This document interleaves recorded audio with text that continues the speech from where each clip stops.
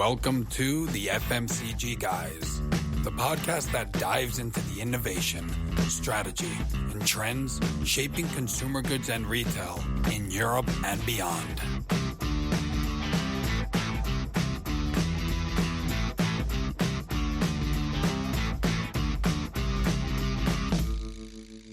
Welcome to the FMCG Guys podcast. I'm your host, Daniel Torres, Director of Executive Search at Dwyer Partners, accompanied, surprise, surprise, by my partner in crime for coming up to 2 years, Efrain Rosario. Good to see you again for the 100th times in the last 2 years. I don't know if it's been quite 100, but it's good to see you as always. Fantastic, and very excited about today's episode. One of the big topics that we've talked about this year on the show, and it's been really the talk of the town in Europe in FMCG, has been retail media, right? We've talked to big retailers in different countries and different types of segment as well. But today we have somebody a bit different, right? Absolutely. I think we're talking to someone who's really, in essence, blazing a trail for retail media in a new sector in the retail industry, which is quick commerce. Yeah, exactly. So correct me if I'm wrong. I think they're building the first fully served retail media platform in the quick commerce space, right, for groceries. That is correct. And I think what's really exciting about that is not just the potential to be able to engage with consumers in these new moments where they're looking for the more immediacy that quick commerce delivers, but it's also being able to explore what you can do with that rich data to understand consumers on a deeper level when it comes to these particular moments. Yeah, indeed. So to talk about that, we have two very exciting guests. On one hand, we have Deliveroo's Global Director for Advertising, Alex Prouhet. And on the other hand, we have Nicole Kivel, who's the Managing Director, Northern Europe at Criteo. So very excited to have them here to tell me how they're joining forces to create a very compelling proposition for FMCG brands.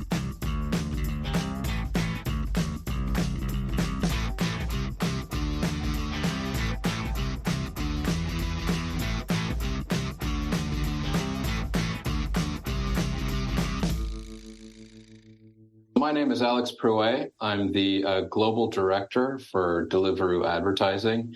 And my day-to-day role is really all things advertising. So that's with our restaurant partners as well as our FMCG partners. And I oversee Deliveroo Media and E-commerce, which is really our FMCG ads function within Deliveroo Advertising. I'm Nicole Kivel. I'm the Managing Director at Criteo for Northern Europe. So my day-to-day is overseeing your enterprise clients across the UK, Benelux, and Nordics. So I look after our strategic retail media partners, whether it's a retailer, whether it's a advertiser media agency, along with the entire suite of Criteo solutions. Fantastic. Welcome to the show, both of you. For the audience to get to know you a little bit better, they can check your LinkedIn, obviously, but maybe you can tell us a bit about your career background and how you got into your current role. So maybe, Nicole, maybe you can give us a brief story. I know that this is the second time you joined Criteo as well, so curious to know more about that. A boomeranger, as they call them. I am a boomerang, which I think is the post-pandemic hot term. I have recently rejoined Criteo a few months prior. My background is in advertising and started many moons ago in the sports advertising space in television. So the archaic on how we thought we can bring our message to the masses. I moved into what was really an unknown space with a business called Hook Logic, which was a startup at the time, and began and started evangelizing to the media agency world and the opportunity in terms of what retail media is and being able to access sales data from advertising, which is ultimately what we want to do. We want to deliver a message and get people to buy our products. And that was sometimes quite a gap. Moved over to London. I'm originally from New York, if people haven't been able to guess that on the podcast yet. And been here now for 9 years and really have seen retail media grow from, what was a very nascent stage to what is now an incredibly massive opportunity and will soon actually overpass TV in itself when it comes to investment. And so the opportunity to rejoin Criteo after taking some time into a retail SaaS business was incredibly exciting to now really kind of continue riding that wave of retail media. Yeah, absolutely. I always say it, at least in the Western world, in FMCG right now, definitely one of the areas of like growth and investment, retail media. So not a bad place to be. What about you, Alex? What's your career background? My career has been a long and winding road. I was an entrepreneur in my 20s, I worked in nonprofit, and then in my sort of entrepreneurial journey, I started to market for myself using, sort of like social channels and whatever was sort of available to me. And I kind of got the bug around sort of like becoming a marketer. So that led me to a career at Publicis Media that spanned several years, mostly in digital roles of all kinds, operations, analytics, production, worked across all verticals, including CPG and FMCG. About a year and a half ago, I came over to Deliveroo to kind of use my skills that I had learned at Publicis Media within digital to apply to this new world of retail media and e-commerce. I love the idea of being able to have access to first-party data and really understand consumers and their habits in a different way. So it's been a year and a half at Deliveroo, working to build an FMCG advertising proposition along with our restaurant advertising business. And it's been a great journey so far.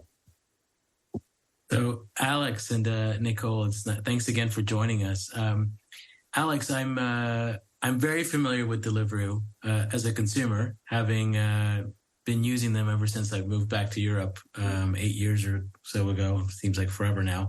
But I'm curious to get your perspective now, a year and a half in to your time there, and how you see Deliveroo as being different than the other players in the rapid delivery space. So Deliveroo it's a three-sided marketplace. So we have our partners, and those are restaurant and grocery partners, as well as our retail partners, so our grocers. We have our riders that are, about 90,000 strong, across 10 markets and some 800 cities or so. And then we have our consumers that are really at the core of Deliveroo and what makes us special. I think it's really that. It's a commitment to consumer experience. I think that kind of differentiates us. Not to mention our restaurant partners and our grocers that really make us a unique offering. I think there's three things that make Deliveroo, I think, really special, and that's convenience, availability, and value. And throughout anything that we do, including advertising, it's really those three pillars that make us quite unique. And if you look at FMCG, what are the categories that are more relevant, or in other words, you sell more at Deliveroo?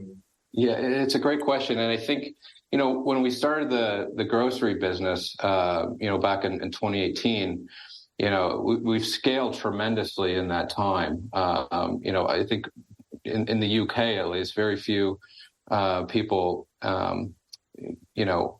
recognize that we actually deliver more orders in a month than Ocado. So when we say things like that, it really showcases the growth of our grocery proposition and really the value that brings to our consumers. And so we thought maybe it would just be like beer sales on the weekend at first. But, what we quickly understood was that it was really those core items, the milk, eggs, bread, that were really sort of kind of like the top-up shop in midweek as one of the sort of core value propositions back to our consumers. Was we became this hyper convenient and hyper local just avenue for shoppers. And so, now it really just spans the gamut. It's really around more products than category, because we, in all categories, be it beer, wine, spirits, soft drinks, confectionery, through into grocery and health and hygiene, we really just see ourselves more in moments rather than categories. And those moments, I think, are another big differentiator for Deliveroo. It's, it's bringing those occasions and bringing those kind of need states to our consumers and connecting them with the products that they know and they love. Yeah, which takes it away from more like the typical impulse categories, which, as you said, is like confectionery, beverages, your beers for the weekend, to all the occasions in which we use consumer products, no? And would you say that is that kind of at the core of why you're seeing this space continue to grow? Is, like you said, increasing occasion and moment relevance, in that like you're not just going after that fill in, but you're really meeting multiple needs across multiple occasions, more so than maybe like in the past? Yeah, absolutely. And I think this is really where the growth of Q-commerce comes into play as a subset of kind of retail media. And we've been on this journey, and with Criteo as a partner as well, on, understanding really what our consumers are looking for and why they come to Deliveroo, especially for grocery. And so, there's some of those like strong convenience drivers that we know of, like life changes, not feeling well, bad weather, just people being tired midweek and it's late and it's dark and all the other shops are closed. They might be, wanting a treat or a snack. It might be, some distressed shop, right, where, it's 2 a.m. and you're out of sort of baby food and you need an alternative, or a spontaneous plan or party supplies, for the weekend. It's really runs the gamut between, kind of proactive and reactive experiences, both essential and kind of indulgent, and day and night. It's across the spectrum. And so really what we're there to do is to meet those moments and meet those needs, regardless of sort of like what the shopper is there for.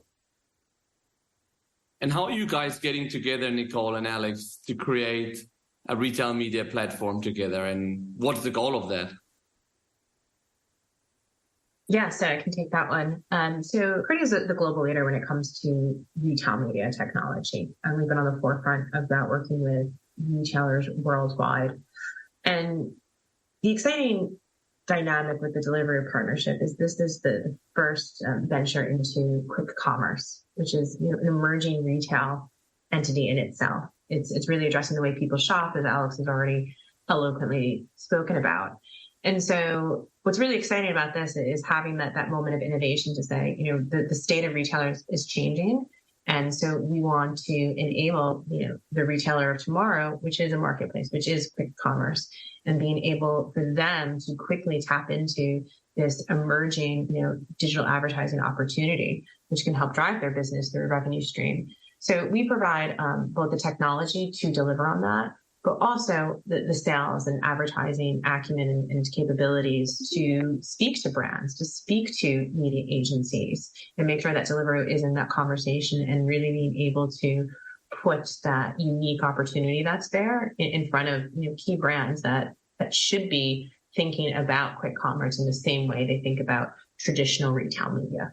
There is a very unique audience there. I think from just myself, I order way too much Deliveroo. I order my groceries from there. And most of my friends do. So it's just evolving in terms of how a lot of different individuals shop. And so, that's something we're really driving home to in our brand and agency conversations. And so it's a collaborative partnership in that sense, where it's both delivering that sales engagement, but also from a technical expertise dynamic as well. And from a Deliveroo point of view, Alex, how do you see it? Well, we started this partnership in 2022, so last year, and it's been a journey into this kind of this new space. I think retail media has been around for a bit longer in terms of how traditional retailers have been able to create value propositions for advertisers, but Q-commerce is different. Deliveroo is a marketplace, and because of that, we have to offer something a bit different. And so, for instance, the way that manifests itself in advertising, for instance, is kind of our hyper-local approach, which is, ultimately you will only see an ad for a product on Deliveroo if you can purchase it in your in your delivery zone, which is a very small sort of intimate area around where you live, or potentially sort of like, where you're at. So, this hyper-local approach creates this like very, very relevant experience, where the products and the brands can really sort of integrate themselves with a consumer shopping experience and really sort of like bring the high street to them in a way that, sort of like a more traditional retail shop can't do that. So working with Criteo, we've been able to develop these, these really impactful, moment-driven, ad units that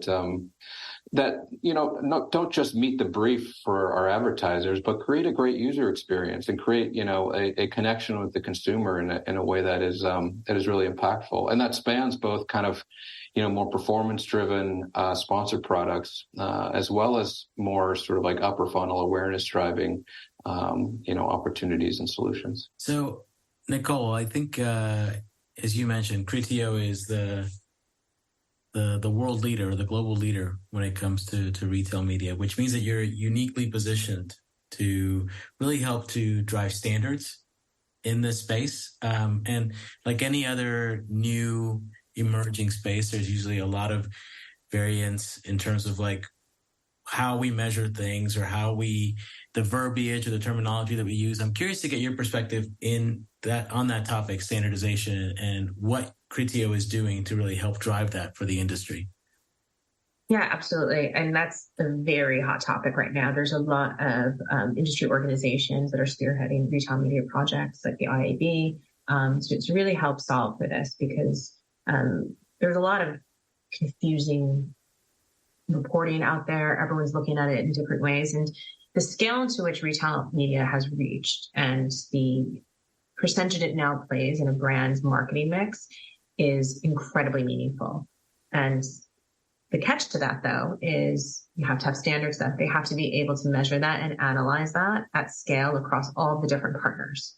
And so when you have various different retailers or retail media tech vendors attributing sales in very different ways, sharing different types of reporting, a sale might mean something might be added to basket but not converted versus the expectation is that it's converted. That's also that has to be solved for, because the net gain to that solution will be actually ease of analysis, ease of reinvestment. And actually it's in the retailer's best interest to provide that standardization and for all the different players to come together, which is what we are seeing this year with all the key players, whether it's an agency, a brand, and a retailer, having that discussion in terms of what does standardization mean today when it comes to retail media.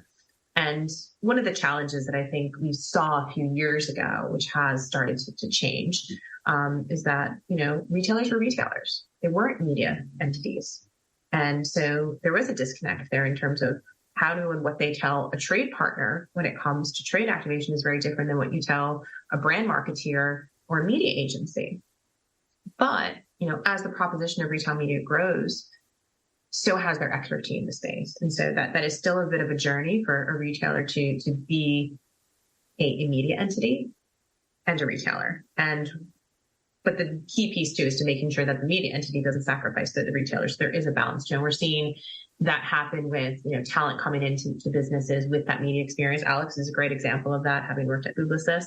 So I think we're really making headway when it comes to that standardization and the table stakes. So it's refreshing, and I think having transparency is also key. So if you're attributing sales, what does that mean? What is a sale? How is it attributed? And just having that transparency. And there's going to be instances where it's okay to be different. A consumer electronics retailer, probably the reporting should be maybe different than a grocery store. It's a very different shop, and that's okay. But it should be very clear to the media buyer what that is and what those differences are. Yeah, you were mentioning Alex's background, and I'm laughing because, like in retail media, maybe because it's such a new space, a lot of people like this, a lot of variety and no standardization when it comes to like their background, right? It feels a bit like recruitment, which is what I do, where we always say, I just fell into recruitment. So retail media is starting to sound like I fell into retail media somehow. I don't know if you feel like that, Alex.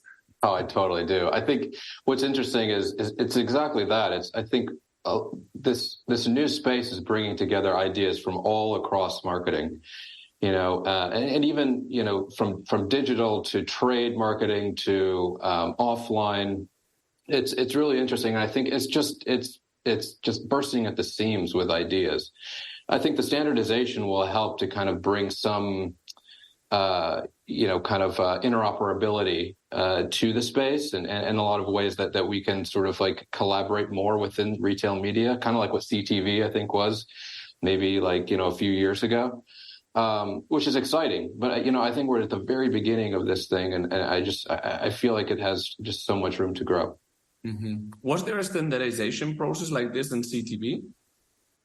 Well, I think it's more standardized. I would say that CTV has grown a lot over the last 10 years for sure, but I would say that retail media is still in its very infancy. Oh, yeah. I think that we're what we've seen in this consolidation of CTV is probably what we still have yet to see in retail media networks. For those in our audience who aren't familiar with the term CTV, we're talking about connected TV, right? That's right. Yeah. Okay. What about, so you were alluding, Alex, before to how like enhanced by like the tech of Criteo and the know-how, you're creating like these great experiences for FMCG brands. What examples can you give us of like great success stories that you've had in consumer goods at Deliveroo? Yeah, it's a good question. So, I think there's been some really interesting sort of engagement from some of our key FMCGs. Coca-Cola was an early partner of ours that launched campaigns that were kind of like full funnel on site, running kind of like homepage banners along with sponsored products. And what we saw was a really interesting interplay between kind of more upper funnel impactful banners and more sort of performance driving sponsored products. We also saw a really interesting, interest from clients on the non-endemic side. So our order tracker, for instance, which is the page that users get to after they've completed an order and are waiting for their delivery, became this like really, really impactful brand awareness piece. And so we've worked with the likes of ITV, Sky, NBC Universal on some sort of like film premieres and whatnot. And what we've seen is the sort of like the incredible reach and impactfulness of those kind of non-endemic partners. And we're able to leverage our off-platform solutions as a way to sort of create a full funnel media campaign around that through social, through CRM.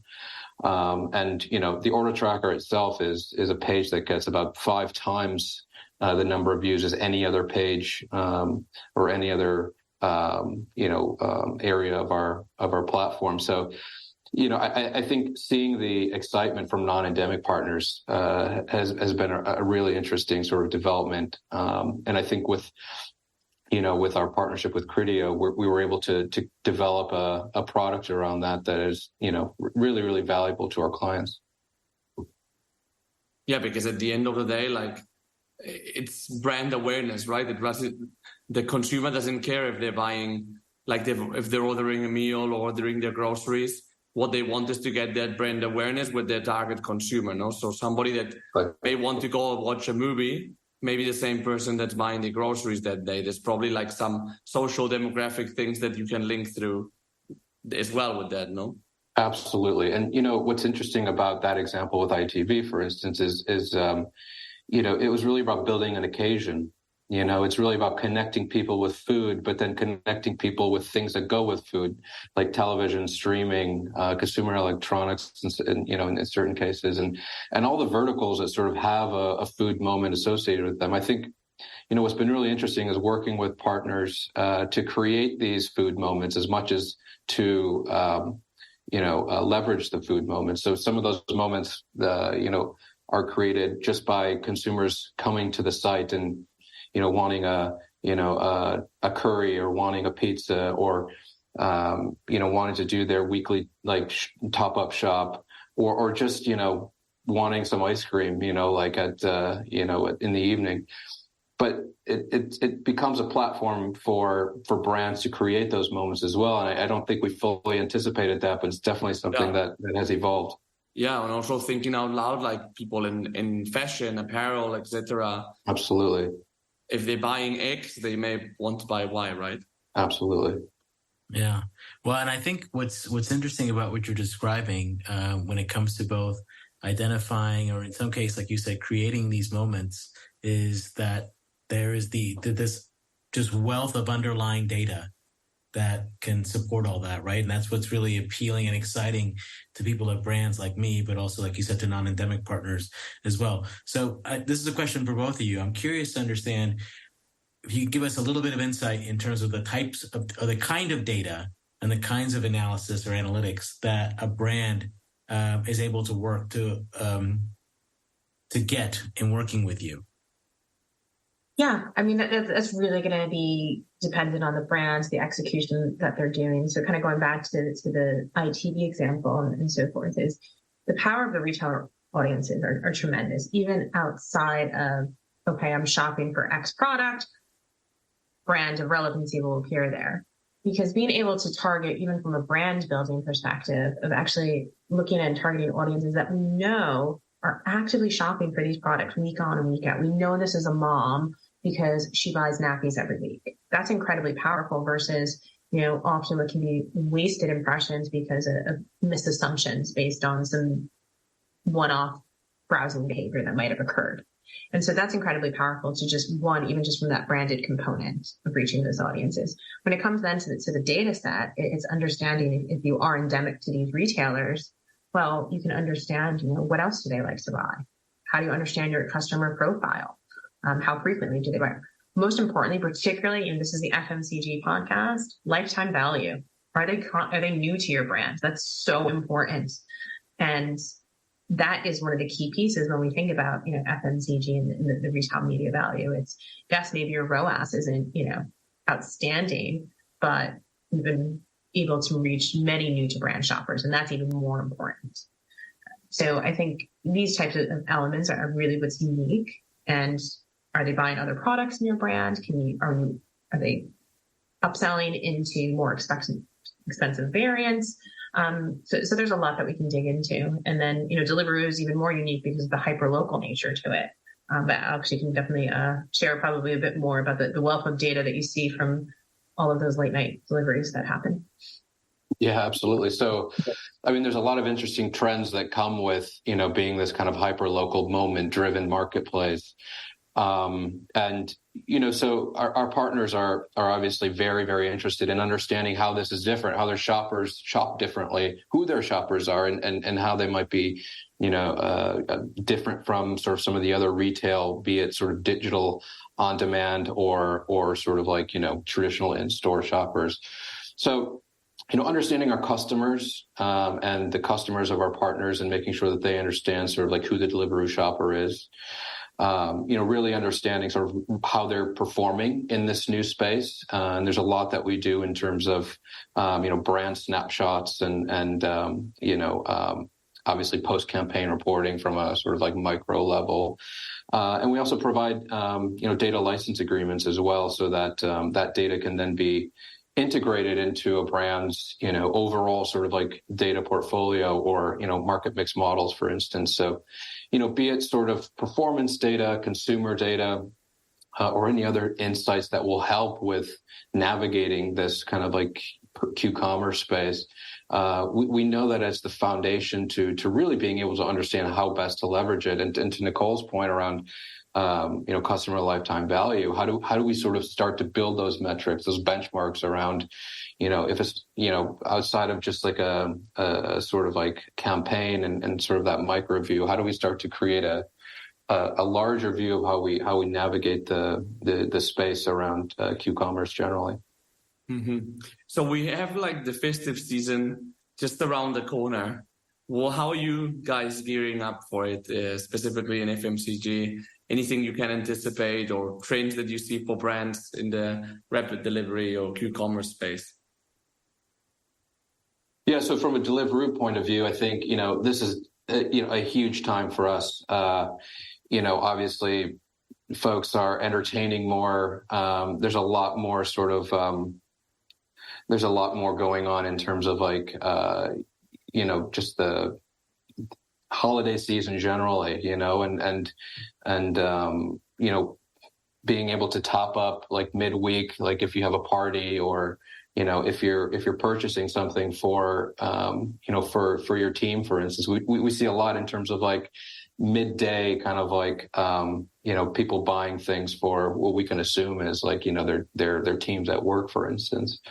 With the holidays comes, obviously a lot in terms of confectionery, in terms of beer, wine, spirits, and on the restaurant side, of course, like, it's getting colder, in a lot of the climates that we operate in. So, folks are staying in a bit more, the weather's turning, once folks are on the platform and they're ordering either a restaurant order or a grocery order, there's a lot of interplay, obviously, between the two.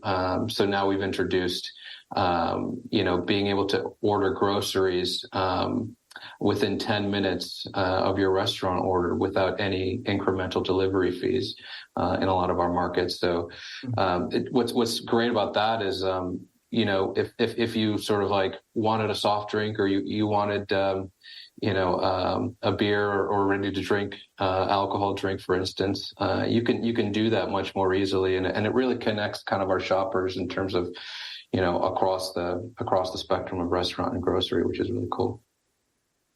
Yeah, and I imagine, as you said, being so moment-driven, that moment can happen or can be fulfilled across multiple channels. So in essence, what you've done, as you said, we will bring those things together because, again, it's all about the moment as opposed to like a transaction.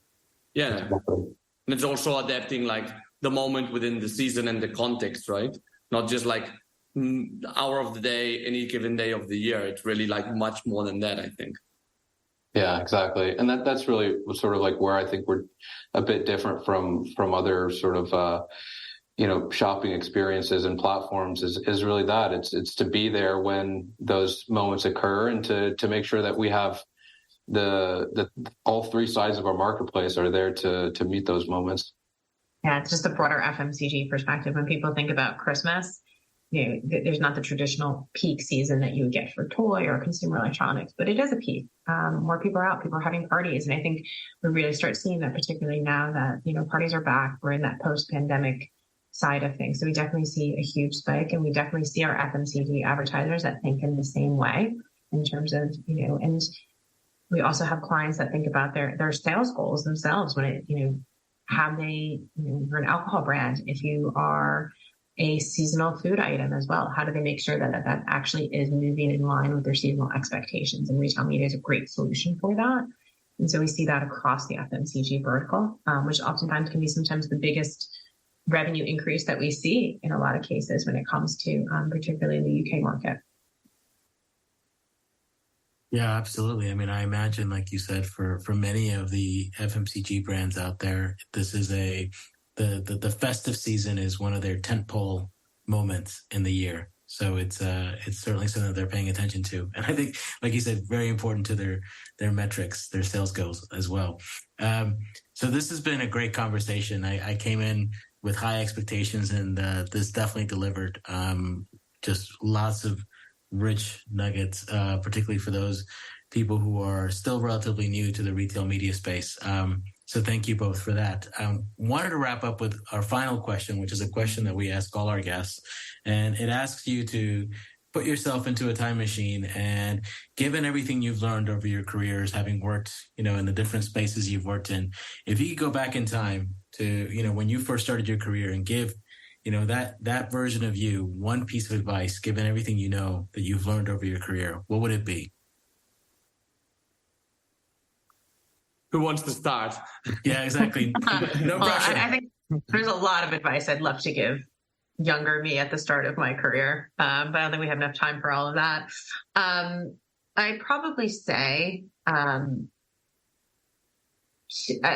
started my career in TV, as I mentioned, and I probably said the younger me to be more curious at a younger age. And I think curiosity is one of the best things you can embrace to educate, build knowledge as fast as you can to just move ahead in your career.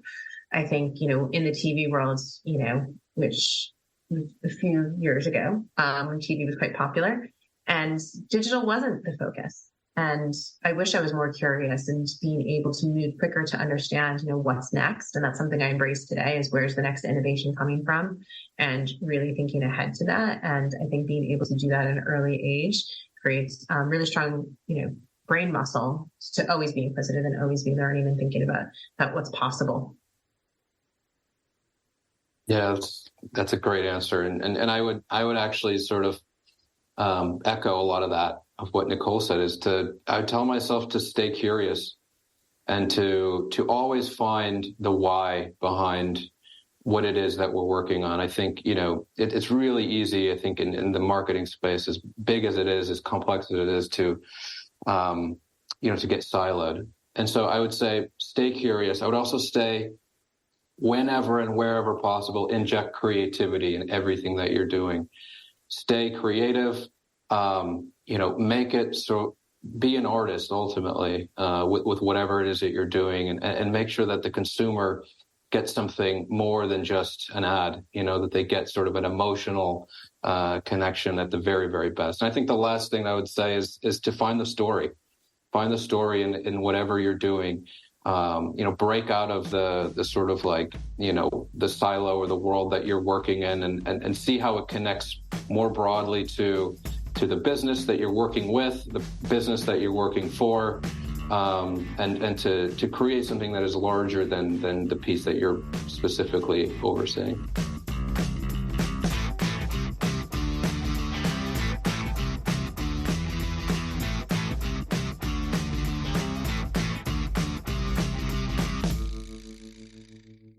This was Alex Prouhet from Deliveroo and Nicole Kivel from Criteo, two North Americans making big strides in retail media in Europe, no, Efrain? Yeah, so two Americans in Europe. I'm very proud to be in their company. You felt at home today?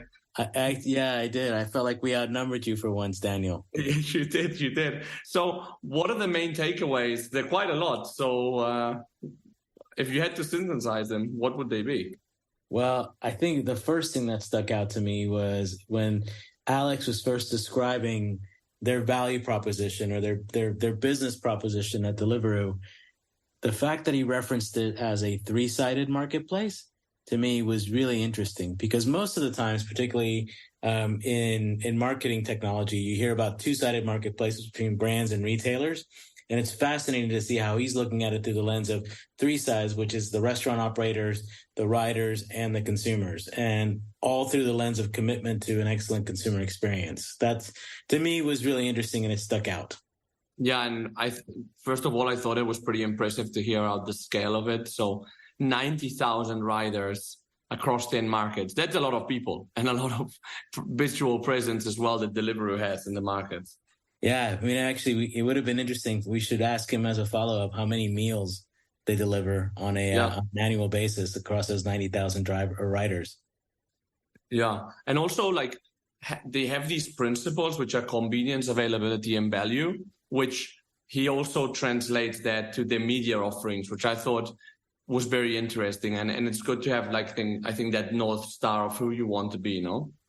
Absolutely. And I think what's really interesting to me as well is how working together, Nicole and Alex are really looking at creating moment-driven ad units and really thinking about making something that is moment-specific and actually moment-perfect in terms of how you're engaging with consumers for that particular moment. So that kind of deep understanding of consumers is really, really intriguing.